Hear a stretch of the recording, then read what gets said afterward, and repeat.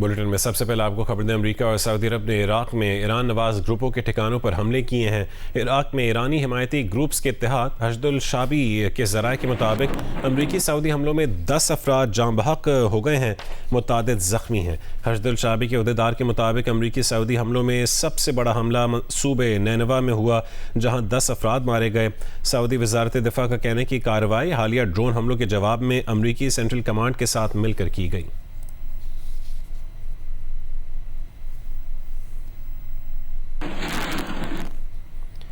پشاور میں قومی پیغام امن علماء و مشائخ کانفرنس کا انعقاد کیا گیا ہے۔ طاہر اشرفی اس وقت خطاب کر رہے ہیں۔ میں سے اکثریت کے نمبر ہمارے پاس ہیں، انشاءاللہ ہم واٹس ایپ گروپ میں بھی اور ویسے بھی آپ کے لیے 24 گھنٹے حاضر ہیں۔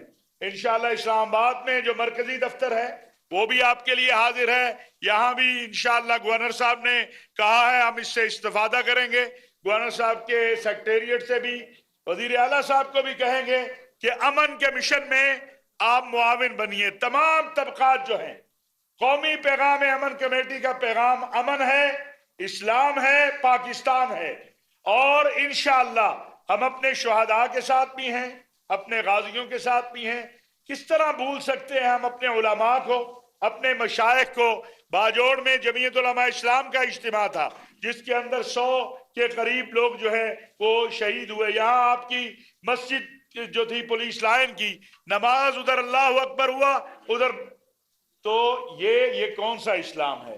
یہ جو جیکٹ پہننے والا ہے اس کو بھی سمجھانا ہماری ذمہ داری ہے، اپنے نوجوان کو بچانا بھی ہماری ذمہ داری ہے۔ اسلام دہشت و وحشت سے بری ہے اور اسلام کا اس سے کوئی تعلق نہیں ہے۔ آج کے اعلامیہ کا واحد اور مختصر پیغام امن ہے۔ امن کے لیے جو اسلام کو مانے گا، پاکستان کو مانے گا، ہم اس کے پاس جانے کو تیار ہیں، اور جو پاکستان کو نہیں مانتا، اسلام کو نہیں مانتا، ہم بھی اس کو نہیں مانتے ہیں۔ میں مفتی جمیل رضوی صاحب سے گزارش کروں گا کہ وہ دعا فرمائیں۔ پشاور میں قومی پیغام امن علماء و مشائخ کانفرنس کا انعقاد اس وقت جاری تھا۔ پاکستان کی امن کوششوں کی دنیا معترف ہے، یہ ان کا کہنا تھا۔ اور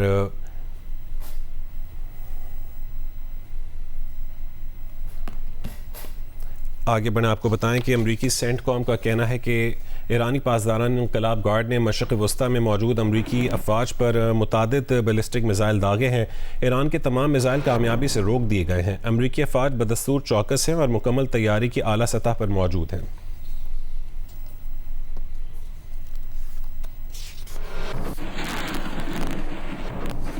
ایران کے پاسداران انقلاب کا کہنا ہے کہ آبنائے ہرمز میں وارننگ کو نظر انداز کرنے والے 3 آئل ٹینکر جہازوں کو نشانہ بنا کر روک دیا گیا ہے۔ اردن میں امریکی فوجی اڈے اور سینٹ کام کے مرکز کو بیلسٹک میزائلوں سے نشانہ بنایا۔ امریکی فوج نے کہا ہے کہ ایران کی حدود سے متعدد بیلسٹک میزائل داغے گئے جنہیں روک لیا گیا ہے۔ یہ بھی کہا کہ پاسداران انقلاب نے مشرق وسطی میں امریکی اڈوں پر متعدد بیلسٹک میزائل داغے ہیں۔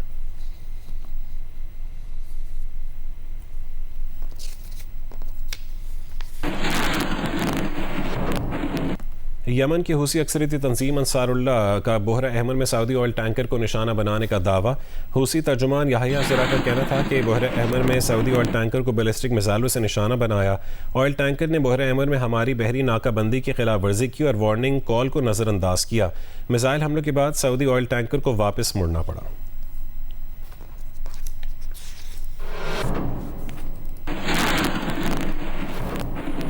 ایران نے آبنائے ہرمز کے مشترکہ علاقائی انتظام سے متعلق عمان کی تجویز کو خارج کر دیا ہے۔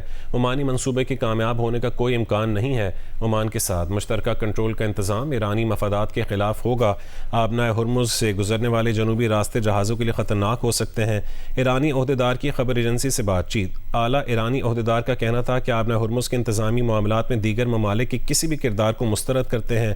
آبنائے ہرمز کے انتظامات کا فیصلہ صرف ایران عمان اپنے حصوں کی بنیاد پر کر سکتے ہیں۔ آبنائے ہرمز سے گزرنے والا مکمل اندرونی راستہ اور بیرونی راستے کا ایک حصہ ایرانی کنٹرول میں ہونا چاہیے۔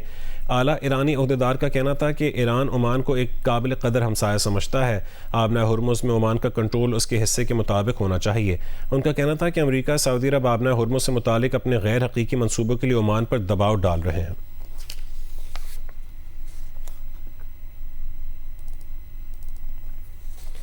اقوام متحدہ نے مقبوضہ مغربی کنارے میں تیزی سے بگڑتی ہوئی صورتحال پر تشویش کا اظہار کیا ہے۔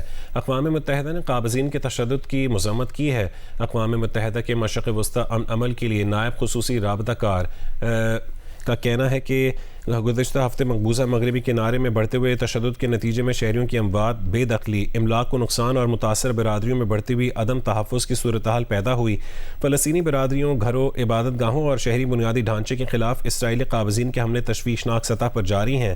UN عہدیدار نے اسرائیلی حکومت پر زور دیا ہے کہ وہ قابضین کے تشدد کو روکنے، فلسطینی برادریوں کا تحفظ کرنے اور تمام ذمہ دار افراد کو جواب دہ بنانے کے لیے فوری اور مؤثر اقدامات کریں۔ پنجاب کے مختلف شہروں میں کہیں تیز اور کہیں موسلا دھار بارش کا سلسلہ جاری ہے۔ سڑکوں اور شاہراہوں پر پانی جمع ہو گیا، جبکہ مختلف علاقوں میں بجلی کی فراہمی بھی معطل ہو گئی ہے۔ گوجرانوالہ میں بارش کے باعث نشیبی علاقے زیر آب آ گئے، پانی گھروں میں داخل ہو گیا۔ GT road, Sialkot road, DC road, satellite town, model town سمیت دیگر شاہراہوں پر پانی جمع ہو گیا۔ گیپ چوک سمیت شہر کے تینوں انڈر پاسز پانی سے بھر گئے۔ سرگودا، گجرات، حافظ آباد، شکر گڑھ، نارووال سمیت پنجاب کے دیگر شہروں میں بارش کا سلسلہ جاری ہے۔ کئی علاقوں میں فیڈرز ٹرپ ہونے سے بجلی کی فراہمی معطل ہو گئی۔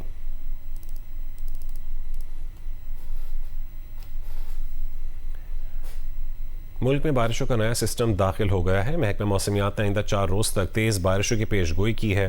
رپورٹ کریں گے دعا مرزا۔ جی، اسلام آباد میں گزشتہ رات بارش ہوئی ہے اور اس وقت بھی جزوی طور پر مطلع ابر آلود ہے، اور محکمہ موسمیات نے بتایا ہے آج 29 جولائی سے 4 اگست تک بارشوں کا ایک نیا سپیل داخل ہوا ہے، نیا سسٹم ہے جس کے تحت بارشیں ہوں گی، اور آج دن کے دوسرے نصف کے بعد یعنی شام 7 بجے کے بعد موسلا دھار بارش اسلام آباد اور دیگر علاقوں میں ہو سکتی ہے۔ آج اسلام آباد کے لوگوں کے لیے خوشخبری یہ ہے کہ شام ان کی ٹھنڈی ہونے والی ہے، اور چونکہ ہوائیں بھی چل رہی ہوں گی، گرج چمک کے ساتھ بارش ہو رہی ہوگی، اس لیے اپنے چائے اور سموسے تیار رکھیں۔ اور آج کل پرسوں بارش ہے، جس کے بعد 31 جولائی سے 4 اگست کے درمیان کا بھی جو سپیل ہے اس میں کہیں کہیں وقفہ سے ہلکی بارش ہوگی، لیکن یہ 2-4 جو دن ہیں اس میں تیز بارش متوقع ہے۔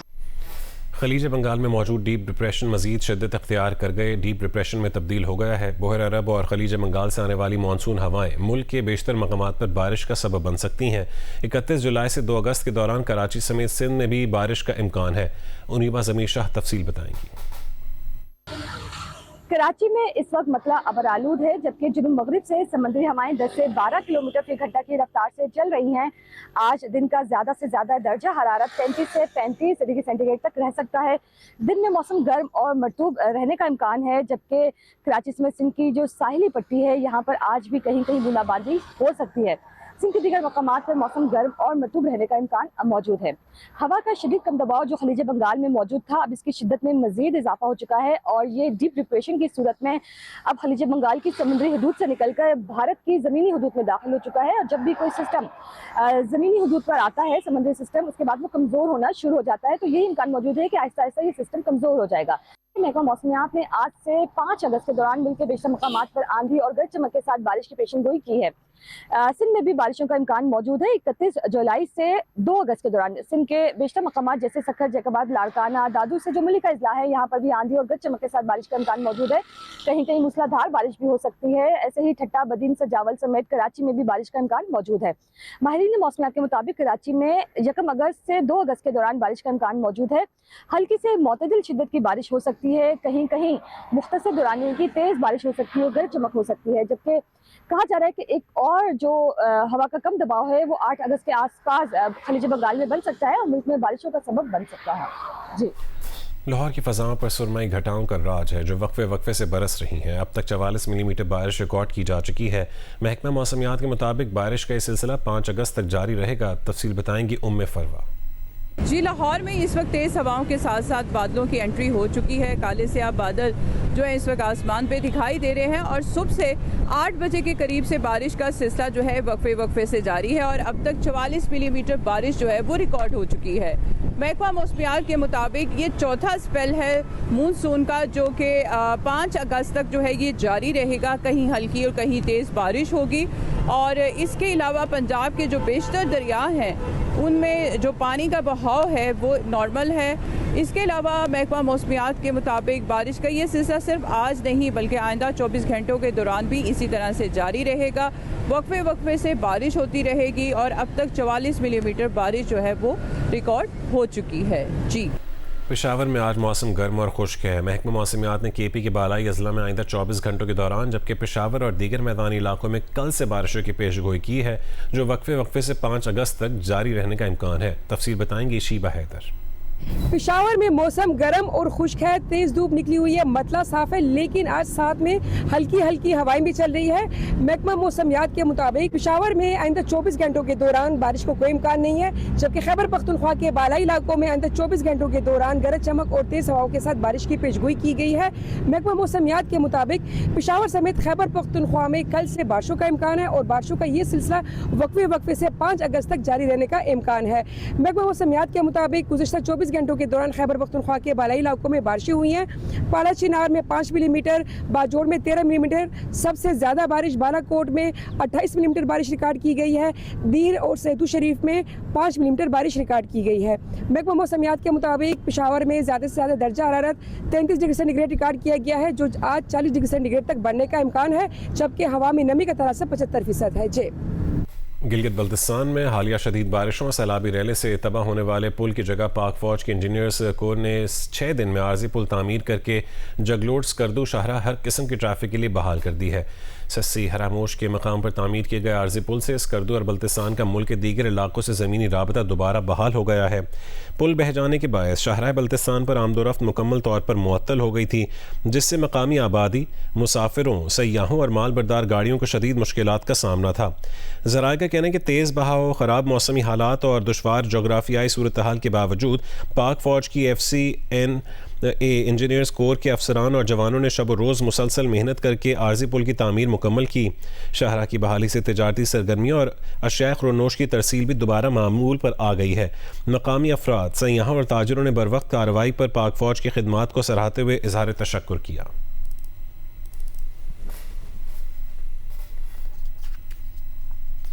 آزاد کشمیر الیکشن کے معاملے پر نون لیگ اور پیپلز پارٹی میں لفظی جنگ جاری ہے۔ پیپلز پارٹی کی جانب سے دھاندلی کے الزامات پر وزیر اعلیٰ پنجاب مریم نواز نے ایک اور بیان دیا ہے۔ مریم نواز کا کہنا ہے کہ پیپلز پارٹی جو دھاندلی کی باریک واردات کی ماسٹر ہے، دھاندلی کا رونا رو رہی ہے۔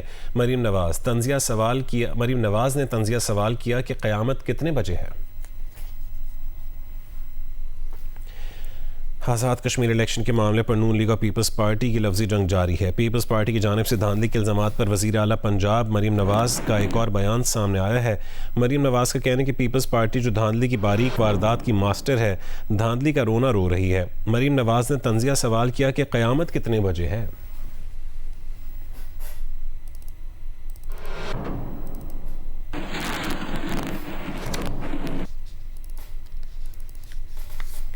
آزاد کشمیر پولیس کے ترجمان SSP خاور علی شوکت نے کہا ہے کہ راولہ کوٹ میں مسلح افراد شہر کی مختلف عمارتوں پر مورچہ بند ہیں۔ مسلح جتھے قانون نافذ کرنے والوں پر حملہ آور ہوتے ہیں۔ ایک رینجرز اہلکار شہید ہوا ہے۔ SSP خاور نے کہا ہے کہ ریاستی اداروں نے ہمیشہ تحمل کا مظاہرہ کیا ہے، حملہ کرنے والوں سے آہنی ہاتھوں سے نمٹا جائے گا۔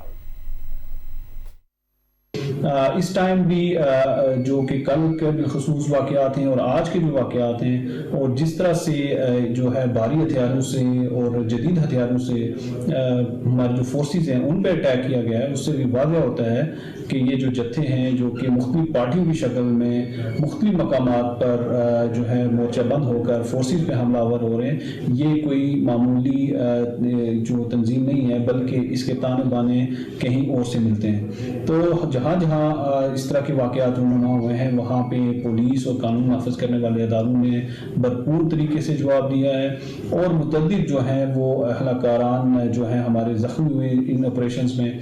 اس کے ساتھ ساتھ جو قانون نافذ کرنے والے ادارے ہیں اور جو پولیس ہے، اس نے کارروائی کرتے ہوئے متعدد جو ملزمان ہیں جو کہ مختلف واقعات میں پرتشدد واقعات میں ملوث تھے، ان کو گرفتار کیا ہے، جن کے قبضے سے بھاری اسلحہ اور مختلف قسم کے جو ہتھیار ہیں وہ برآمد ہوئے ہیں. اس کے علاوہ جو امریکن جو ایک ویپن ہے آٹومیٹک ویپن وہ بھی برآمد ہوا ہے. یہ ساری چیزیں اس طرف اشارہ کرتی ہیں کہ یہ جو بھی ایک تنظیم ہے جو کہ ایک کلگن تنظیم ہے یہ ایک مختلف ایجنڈے پہ کام کر رہی ہے. یہ جو کہ سوشل میڈیا پہ جو نیریٹو پھیلایا جا رہا ہے کہ پرامن تحریک ہے اور اس طرح سے جو ہے پرامن.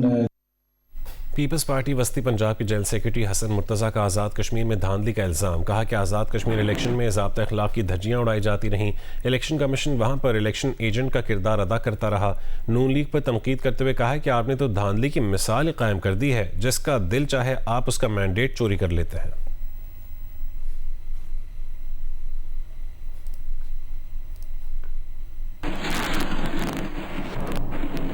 کویت کے وزیر خارجہ شیخ جرح جابر احمد الصبا اس وقت دورہ پاکستان پر ہیں اور دفتر خارجہ پہنچے ہیں. وزارت خارجہ پہنچنے پر نائب وزیر اعظم اور وزیر خارجہ اسحاق ڈار نے ان کا استقبال کیا اور فورن آفس کے عملے سے ان کا استقبال کروایا. اس وقت آپ یہ مناظر دیکھ سکتے ہیں، فورن آفس کے مناظر ہیں جب وزارت خارجہ پہنچے ہیں کویتی وزیر خارجہ شیخ جرح جابر احمد الصبا جو کہ دورہ پاکستان پر ہے. اور وزارت خارجہ پہنچنے پر نائب وزیر اعظم اور وزیر خارجہ اسحاق ڈار نے ان کا استقبال کیا. استقبال کرنے کے بعد ان کو دفتر خارجہ کے دیگر عہدیداروں سے ان کا استقبال کروایا گیا. نائب وزیر اعظم اسحاق ڈار نے معزز مہمان کا استقبال کیا ہے. کویت کے وزیر خارجہ دفتر خارجہ پہنچے ہیں. نائب وزیر اعظم اسحاق ڈار نے ان کا استقبال کیا تھا.